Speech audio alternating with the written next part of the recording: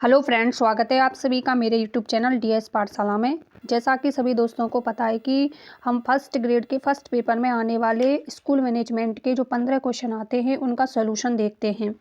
Paper चालू करने से पहले, क्वेश्चन सॉल्व करने से पहले मैं आपको बता देती हूँ, आज जो पेपर मैंने लिया है वो है संस्कृत एजुकेशन डिपार्टमेंट का, जिसमें स्कूल लेक्चरर का जो पेपर हुआ था उसमें आए हुए स्कूल मैनेजमेंट के जो 15-20 क्वेश्चन हैं उनको देखेंगे। तो आप देख सकते हैं कि फाइनल आंसर की रिजल्ट की इशू डेट है 24/8/2021 में, पेपर हुआ था 2020 में।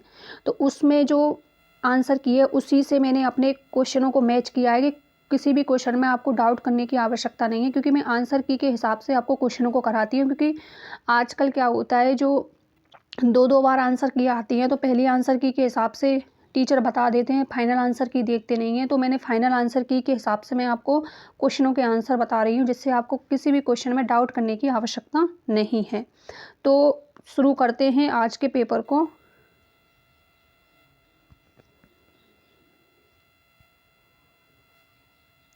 आप क्लास में बने रहें। अब इसमें जो 2020 में जो पेपर हुआ था उसमें आने वाला स्कूल मैनेजमेंट का जो क्वेश्चन था वो था 31 number. Rajasthan counselling of school education द्वारा कोविड-19 के कारण लॉकडाउन में ऑनलाइन पढ़ाई की सुविधा प्रदान करने के लिए शुरू किए गए कार्यक्रम का क्या नाम था? तो सिंपल सा क्वेश्चन है, आपने पढ़ा भी होगा।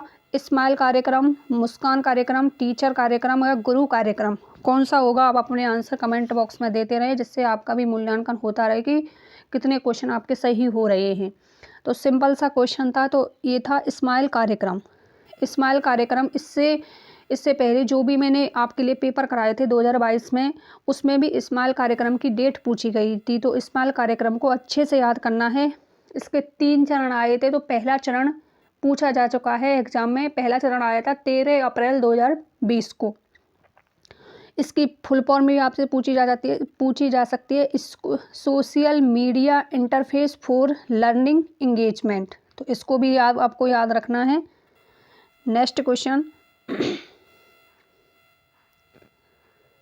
लॉकडाउन में जिन श्रमिकों ने रोजगार खो दिया उन्हें काम दिलाने में सहायता करने के लिए और उद्योगों के श्रमिक उपलब्ध कराने में मदद करने के लिए राजस्थान सरकार ने एक पोर्टल प्रारंभ किया। उस पोर्टल का क्या नाम था? वैसे तो ये क्वेश्चन करंट का है, लेकिन फिर भी मैंने ले लिया है। इसमें आप बता सकते हैं इसका आंसर क्या होगा।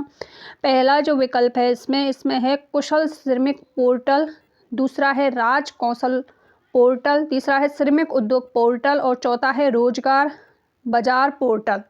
तो बताइए क्या हो सकता है इसका आंसर? इसका जो आंसर था वो था राजस्थान कौशल पोर्टल।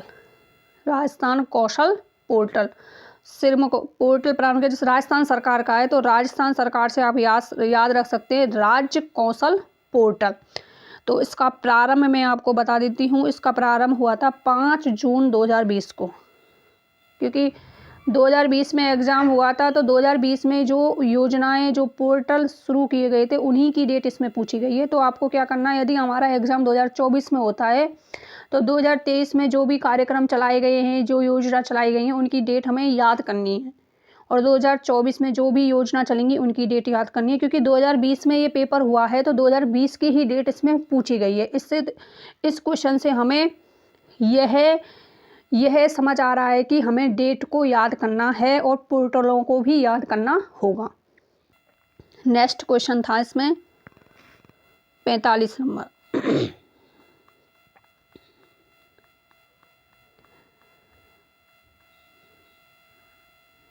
45 नहीं था दोस्तों। नेक्स्ट क्वेश्चन था इसमें 55 नंबर। निम्नलिखित में से कौन से एक प्रबंधन की प्रकृति नहीं है? आप देख सकते हैं 2022 और 2020। अब ये 2020 का पेपर है, 2022 में जो हुए हैं उनको मैंने करा दिया है आपको। उसमें भी प्रबंधन की विशेषता पूछी गई थी, प्रबंधन की प्रकृति पूछी गई थी कि कौन सी है, कौन सी नहीं है। उसमें हेनरी फेयोल के द्वारा भी प्रबंधन की कौन कौन सी प्रकृति बताई गई है, कौन कौन सी विशेषताएं, वो पूछी गई थी। तो हमें प्रबंधन को अच्छे से पढ़ना है। एक प्रबंधन एक कला है, उनकी विशेषताओं को, उनकी प्रकृति को। प्रबंधन एक भौतिक विज्ञान है। प्रबंधन एक सामाजिक जिम्मेदारी है। प्रबंधन एक सार्वभौमिक प्रक्रिया है। तो नहीं पूछा है। प्रबंधन एक सार्वभौमिक प्रक्रिया है, प्रबंधन एक सामाजिक जिम्मेदारी है, प्रबंधन एक कला है, लेकिन प्रबंधन एक भौतिक विज्ञान नहीं है। एक शब्द इसमें गलत दे दिया है, भौतिक विज्ञान होता फिर भी चल जाता, लेकिन प्रबंधन एक भौतिक विज्ञान नहीं है। भौतिक और कला दोनों हैं इसमें, विज्ञान और कला दोनों होता तब तो सही होता ये, लेकिन एक शब्द देने से ये गलत हो गया। शैक्षिक प्रबंधन एवं प्रशासन के लिए लूथर गुलिक द्वारा प्रदत्त सूत्र पोस्ट कॉर्व में अक्षर डी का अर्थ क्या है। अब इसमें से इसकी फुल फॉर्म आपको याद करनी है। आपका ये वर्क है कि आप गूगल से ढूंढ के आके आपके पास जो भी बुक है उसमें से आपकी इसकी फुल फॉर्म को अपनी नोट कॉपी में लिखना है, क्या हो सकती है इसकी फुल फॉर्म। और आप देख सकते हैं इसमें डी का, अब इसमें आने वाला जो डी है इसका अर्थ पूछा है, इसका अर्थ क्या है इसमें, तो सिंपल सा इसका अर्थ था डायरेक्टिंग, निर्देशन, डायरेक्टिंग। और तीनों ही डी से प्रारंभ होने वाले अक्षर हैं, लेकिन आपको याद रखना है कि इसका अर्थ ये था। नेक्स्ट क्वेश्चन देखो, ये क्वेश्चन बहुत ही प्यारा क्वेश्चन है, बहुत ही अच्छा क्वेश्चन है, बहुत से बच्चों का ये गलत भी हो सकता है। निम्नलिखित में से कौन सा राजस्थान राज्य के संदर्भ में आरटीई एक्ट नियमों का सही नाम क्या है। अब बहुत से बच्चों ने आरटीई पढ़ा होगा, आरटीई, और सीधा का सीधा उनके माइंड में 2009 आया होगा, राजस्थान में सीधा का सीधा क्या आया होगा 2009, लेकिन आरटीई 2009 भारत सरकार के संदर्भ में है, ना कि राजस्थान सरकार के संदर्भ में। इसमें क्वेश्चन में आपको वर्डों को भी फोकस करना है कि प्रत्येक शब्द को अच्छे से पढ़ना है कि इसमें पूछा क्या जा रहा है। तो इस क्वेश्चन में राजस्थान राज्य के संदर्भ में पूछा है, ना कि भारत सरकार के संदर्भ में। राजस्थान राज्य के संदर्भ में आरटी की नियमों का सही नाम क्या था राजस्थान सरकार के संदर्भ में। तो आप अब सीधा सीधा आप देख भी सकते हैं कि एग्जामिनर ने पहला जो विकल्प रखा है वो राजस्थान निःशुल्क और अनिवार्य बाल शिक्षा अधिकार नियम 2009 ही रखा है, जिससे बच्चे भ्रमित हो जाएं। लेकिन आपको भ्रमित नहीं होना है, क्वेश्चन को एक बार नहीं 2 बार पढ़ना है, जिससे हमारी गलत होने की संभावना कम हो। यदि इस क्वेश्चन को आपको लगा होगा कि ये क्वेश्चन तो सीधा सा है, कर देते हैं इसको, कोई भी बच्चा इसको छोड़ेगा नहीं, क्योंकि आरटी 2009 तो हम पढ़ते ही हैं, चैप्टर का नाम ही है, लेकिन जब घर पे आके आप देखोगे तो आपको लगेगा कि ये तो हमने गलत पढ़ लिया। तो ये मिस्टेक आपको एग्जाम में बिल्कुल नहीं करनी है, प्रत्येक क्वेश्चन को अच्छे से पढ़ना है। तो राजस्थान राज्य के संदर्भ में पूछा है, तो राजस्थान राज्य के संदर्भ में जो राजस्थान निःशुल्क और अनिवार्य बाल शिक्षा अधिकार अधिनियम था वो 2011 था। कौन सा था? राजस्थान निःशुल्क और अनिवार्य बाल शिक्षा का अधिकार नियम 2011 9 भारत सरकार के संदर्भ में था। आई होप आपको समझ आ गया होगा ये क्वेश्चन। नेक्स्ट क्वेश्चन इसमें था 58, नेक्स्ट अगला ही था इसमें। भारत स्काउट एवं गाइड कौन से वर्ष से अस्तित्व में आया? भारत स्काउट एवं गाइड कौन से वर्ष में अस्तित्व में आया? जिस स्कूल में मैं पढ़ाने जाती हूँ वहाँ पर भी बच्चों के लिए स्काउट गाइड की सुविधा दे रखी है। बच्चे जाते हैं जहाँ पर उनका वो कैंप लगता है, उस हिसाब से।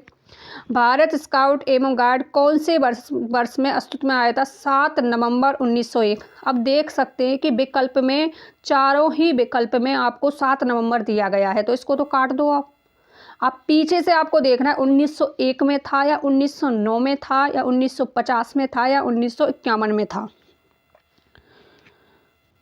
थोड़ा सा मैं इसके बारे में बता देती हूँ। ये तो भारत सरकार का है, लेकिन आपसे राजस्थान सरकार का पूछा जाए, इसकी जो स्थापना हुई थी वो हुई थी 1950 में, 7 नवंबर 1950।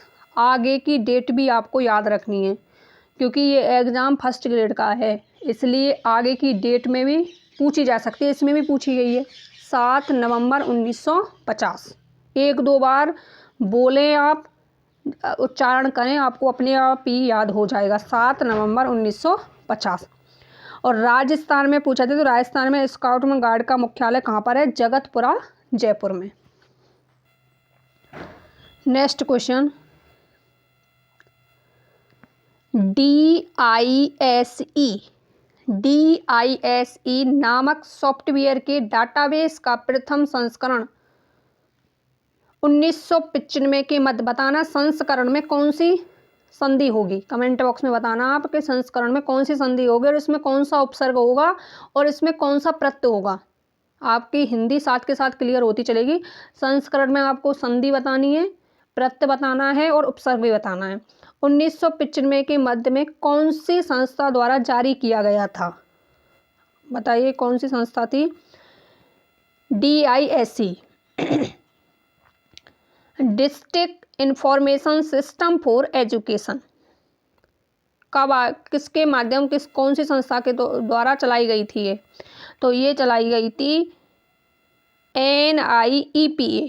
NIEPA तथा यूनिसेफ के सहयोग से। यूनिसेफ ने भी इसमें सहयोग दिया था और न्यूप्या एवं यूनिसेफ के सहयोग से। राइट आंसर फोर्थ विकल्प। नेक्स्ट क्वेश्चन, किस वर्ष में राष्ट्रीय ई गवर्नेंस योजना आरंभ की गई थी। ई गवर्नेंस योजना कब प्रारंभ की गई थी, तो आंसर की के हिसाब से मैं आपके सारे क्वेश्चनों को हल करा रही हूँ। तो इसका जो राइट आंसर माना गया था फाइनल आंसर की में वो था 2006 में। राष्ट्रीय ई गवर्नेंस योजना 2006 ई गवर्नेंस, दो तीन बार इसको बोलें, उच्चारण करें, आपको याद हो जाएगा। E governance 2006। अब तक हमने जो क्वेश्चन पढ़े हैं डेट से संबंधित, एक तो ये आया है, एक आया था भारत स्काउट एवं गाइड योजना किस वर्ष अस्तित्व में आई थी, उसको भी आपको याद रखना है, 7 नवंबर 1950। दो क्वेश्चन डेट से संबंधित आए हैं, दोनों को याद रखना है। भारत एवं स्काउट गाइड 7 नवंबर 1950 और दूसरा जो आया है वो है राष्ट्रीय ई गवर्नेंस योजना 2006। नेक्स्ट क्वेश्चन, देखो मैं आपको बताना चाहूँगी, इसलिए मैं आपसे बोलती हूँ कि आप प्रीवियस ईयर क्वेश्चन जरूर करा करें क्योंकि यही क्वेश्चन सेम का सेम, इसमें से विकल्प भी चेंज नहीं किए एग्जामिनर ने। जैसा क्वेश्चन है वैसा का वैसा RPSC फर्स्ट ग्रेड 2022 के क्वेश्चन में आया हुआ है। मैंने आपको सॉल्व भी कराया है, शायद ग्रुप C का जो पेपर है हमने सॉल्व किया था उसमें आया था ये क्वेश्चन, और आप देख सकते हैं कि 2020 में यही क्वेश्चन पूछा गया था। तो क्वेश्चन रिपीट होते हैं, तो आप प्रीवियस ईयर क्वेश्चन जरूर देखें। राजस्थान माध्यमिक शिक्षा बोर्ड के संगठनात्मक, सेम यही क्वेश्चन था, संगठनात्मक ढांचे में राज्य सरकार द्वारा नामित सदस्यों की संख्या कितनी होती है, तो उसमें था 17। राइट आंसर 17 होती है, तो इसको तो आप रट लें। राजस्थान माध्यमिक शिक्षा बोर्ड का आपको पता है कार्यकाल पूछ लिया, उनके सदस्यों का कार्यकाल कितना होता है, 3 वर्ष, और इसमें इसके सदस्यों को पूछ लिया कितने होते हैं नामित। अब राजस्थान सरकार है तो नामित कौन करेगा, वो करेगा राज्यपाल, तो 17 सदस्यों को नामित करता है। नेक्स्ट क्वेश्चन,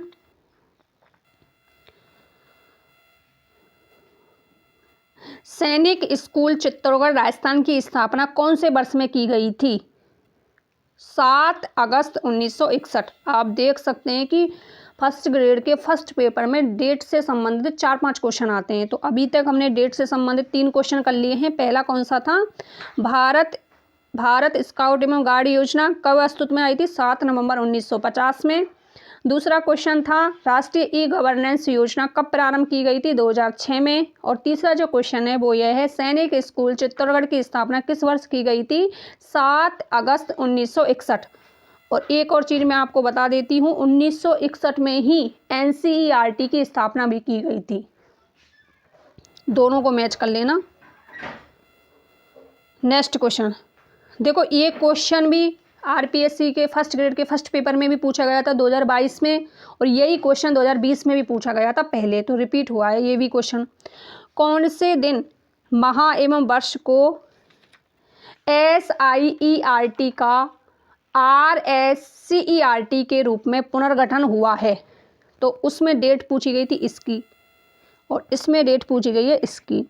तो इसका गठन कब हुआ था वो आपको बताना है। तो इसका गठन हुआ था 14 अगस्त 2018। 8 मत करना, 18 करना है आपको। यदि आपसे इसकी स्थापना पूछी जाए SIERT की, तो इसकी स्थापना तो हुई थी 11 नवंबर 1978 को।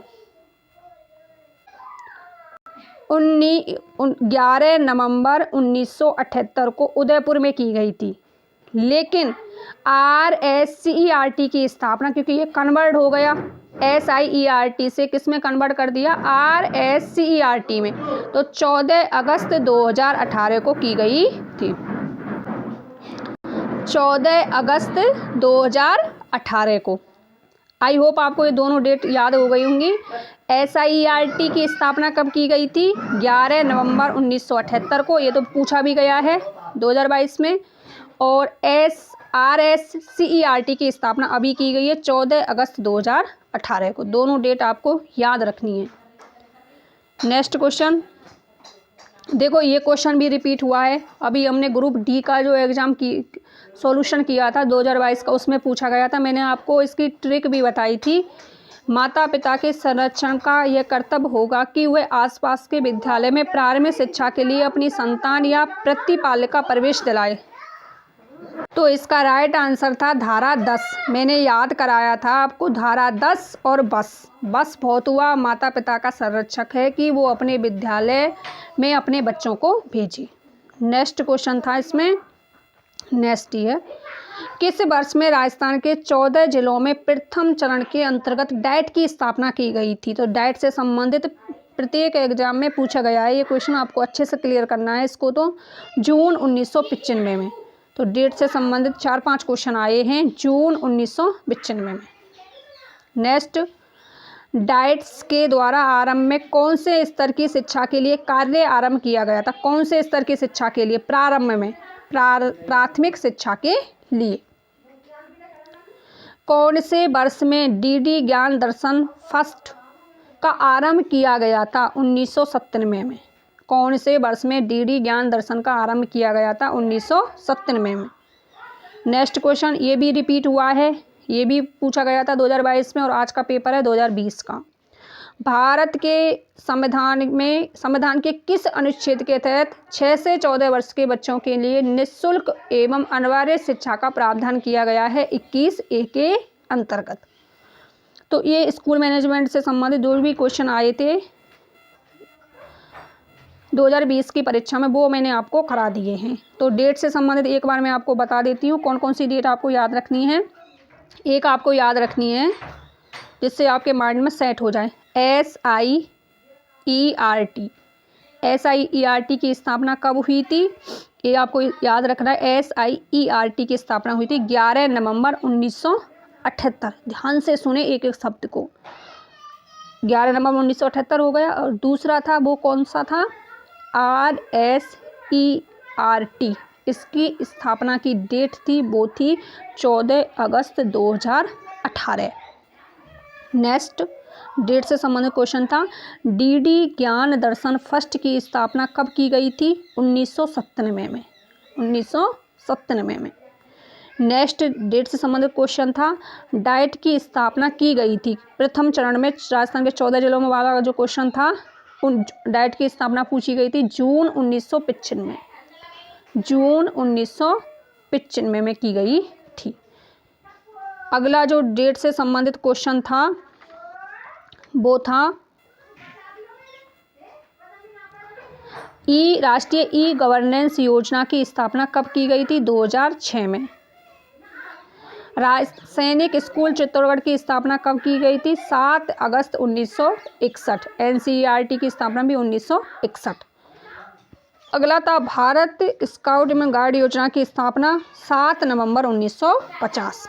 आई होप आपको सारे डेट से संबंधित जितने भी क्वेश्चन थे मैंने एक बार फिर से रिपीट कर दिए हैं, आपको क्लियर हो गए होंगे।